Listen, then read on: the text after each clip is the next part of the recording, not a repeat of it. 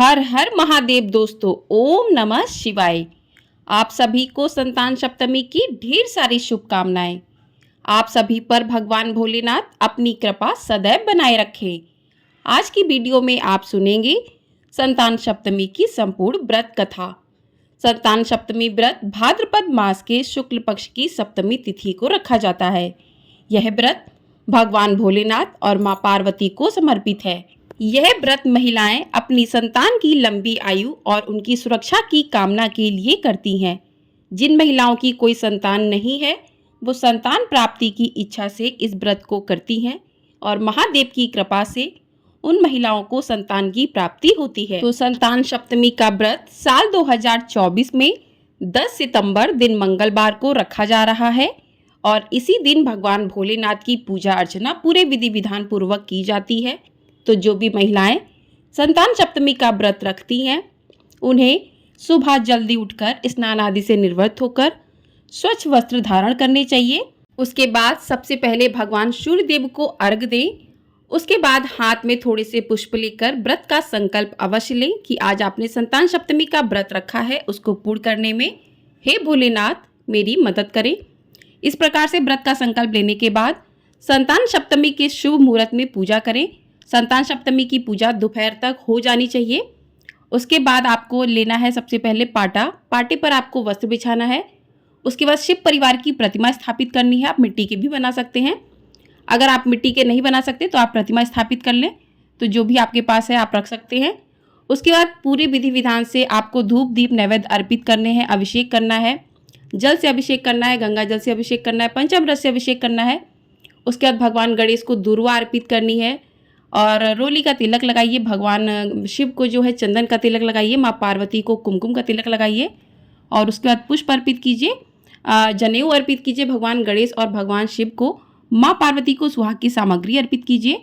और इस व्रत में 7 मीठी पूड़ी बनती है, तो 14 मीठी पूड़ी बनानी है। 7 आपको जो है भगवान के सामने अर्पित करनी है और 7 से आपको अपने व्रत का पारण करना है। और इस पूजा में जो है आपके पास जो भी धागा है या जो चूड़ी कड़ा है जो आपके पास संतान सप्तमी व्रत का, उसको भी पूजा में अवश्य रखिए। आपके पास यदि पुराना है तो उसको आप पवित्र करके पूजा में रखिए, उसकी पूजा की जाती है। और यदि नहीं है तो आप धागे में 7 गांठें लगाकर उसका बना सकते हैं धागा। उसकी धागे की पूजा करके उसको आपको अपनी कलाई पर बांधना है। और उसके बाद आपको हाथ में थोड़े से पुष्प लेकर और थोड़े से अक्षत लेकर संतान सप्तमी व्रत की कथा को सुनना है। तो चलिए कथा प्रारंभ करते हैं। तो कथा शुरू करने से पहले भगवान भोलेनाथ माँ पार्वती का ध्यान करते हैं, फिर कथा को प्रारंभ करते हैं। ओम नमः शिवाय। एक बार श्री कृष्ण ने युधिष्ठिर को बताया कि किसी समय मथुरा में लोमेश ऋषि आए थे। मेरे माता पिता देवकी तथा वसुदेव ने भक्ति पूर्वक उनकी सेवा की, तो ऋषि ने उन्हें कंस द्वारा मारे गए पुत्रों के शोक से उबरने के लिए आदेश दिया। हे देवकी, कंस ने तुम्हारे कई पुत्रों को पैदा होते ही मारकर तुम्हें पुत्र शोक दिया है। इस दुख से मुक्त होने के लिए तुम संतान सप्तमी का व्रत करो। राजा नहुस की रानी चंद्रमुखी ने भी यह व्रत किया था, तब उसके भी पुत्र नहीं मरे। यह व्रत तुम्हें भी पुत्र शोक से मुक्त करेगा। देवकी ने पूछा, हे देव, मुझे व्रत का पूरा विधि विधान बताने की कृपा करें ताकि मैं विधि पूर्वक व्रत संपन्न करूं। लोमेश ऋषि ने उन्हें व्रत का पूजन विधान बताकर व्रत कथा भी बताई। नहुस अयोध्यापुरी का प्रतापी राजा था। उसकी पत्नी का नाम चंद्रमुखी था। उसके राज्य में ही विष्णुदत्त नामक एक ब्राह्मण रहता था। उसकी पत्नी का नाम रूपवती था। रानी चंद्रमुखी तथा रूपवती में परस्पर घनिष्ठ प्रेम था।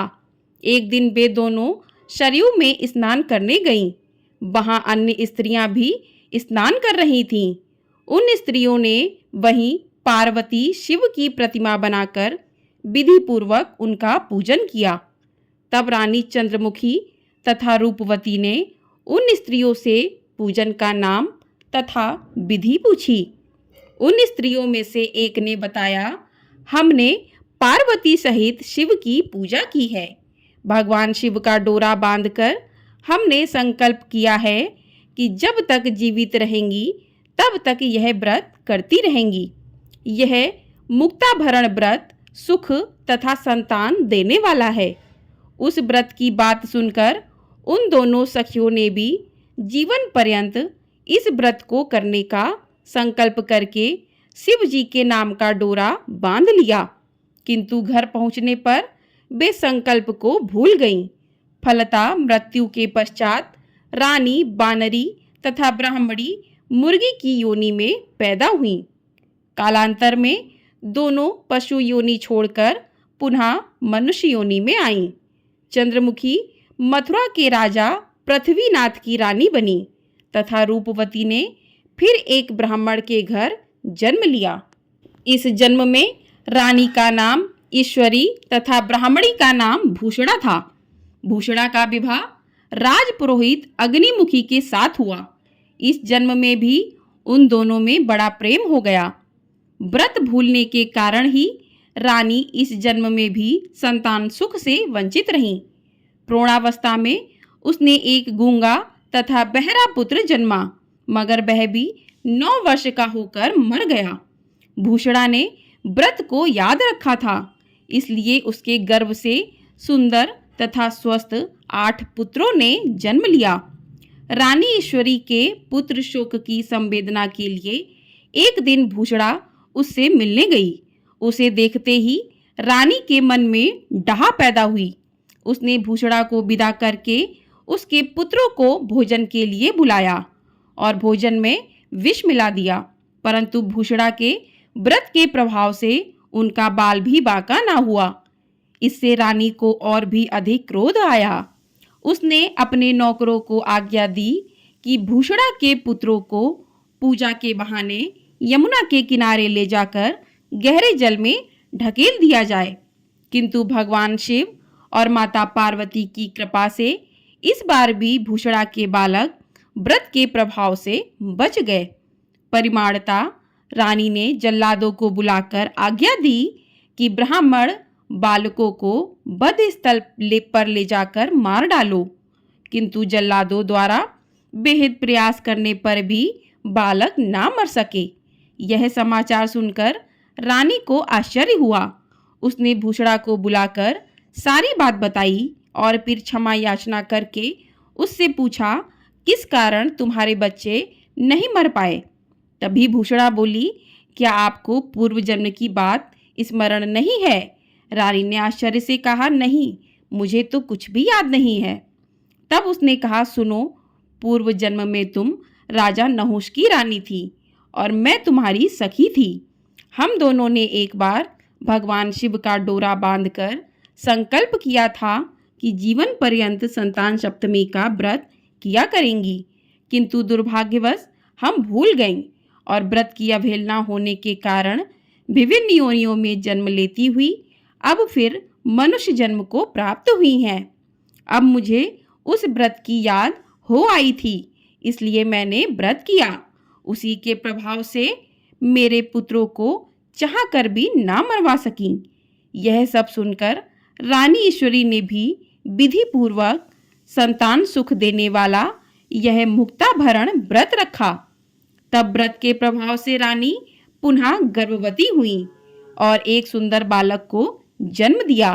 उसी समय से पुत्र प्राप्ति और संतान की रक्षा के लिए यह व्रत प्रचलित है। बोले भगवान भोलेनाथ की जय, बोली माँ पार्वती की जय। तो इस प्रकार से संतान सप्तमी की व्रत कथा पूर्ण होती है। आपने हाथ में जो भी पुष्प लिए हैं उन्हें भगवान के चरणों में अर्पित कर दे। उसके बाद करते हैं भगवान की आरती।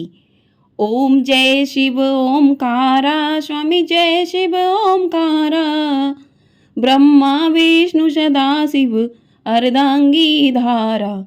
ओम जय शिव ओमकारा, एकानन चतुरानन पंचानन राजे, हंसानन गरुड़ासन वृषवाहन साजे।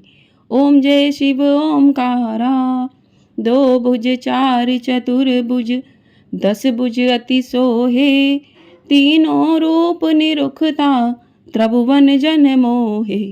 ओम जय शिव ओमकारा। अक्षमाला बनमाला रुडमाला धारी। चंदन मृग मद सोहे भाले शशिधारी। ओम जय शिव ओमकारा। श्वेतांबर पीतांबर बागंबर अंगे। सनकादिक ब्रह्मादिक भूतादिक संगे। ओम जय शिव ओमकारा। कर के मध्य कमंडल चक्र त्रिशूल धरता। जग करता जग भरता जग संहार करता। ओम जय शिव ओमकारा। ब्रह्मा विष्णु सदा शिव जानत अविवेका। प्रणवाक्षर के मध्य ये तीनों एका। ओम जय शिव ओमकारा। काशी में विश्वनाथ विराजत नंदी ब्रह्मचारी। नितुठ भोग लगावत महिमा अति भारी। ओम जय शिव ओमकारा। त्रिगुण शिव जी की आरती जो कोई नर गावे। कहत शिवानंद स्वामी मनवांछित फल पावे। ओम जय शिव ओमकारा। ओम जय शिव ओमकारा।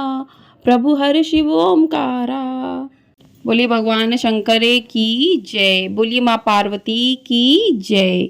तो इस प्रकार से व्रत कथा आरती पूर्ण होती है। तो जो भी महिलाएं संतान सप्तमी का व्रत पूजा पूरी श्रद्धा भाव निष्ठा के साथ करती हैं तो महादेव उनकी संतान की रक्षा दीर्घकालीन तक करते हैं और उन पर अपनी कृपा हमेशा ही बनाए रखते हैं। जिन महिलाओं के संतान नहीं है उन्हें संतान की प्राप्ति भी होती है। तो आपको ये वीडियो पसंद आई हो, वीडियो को लाइक शेयर चैनल को सब्सक्राइब ज़रूर कर दीजिएगा। आपको हमारे चैनल पर हर व्रत त्योहार की कथाएं शुभ मुहूर्त की जानकारी दी जाती है। तो चैनल को ढेर सारा प्यार ज़रूर दीजिएगा। हर हर महादेव। ओम नमः शिवाय।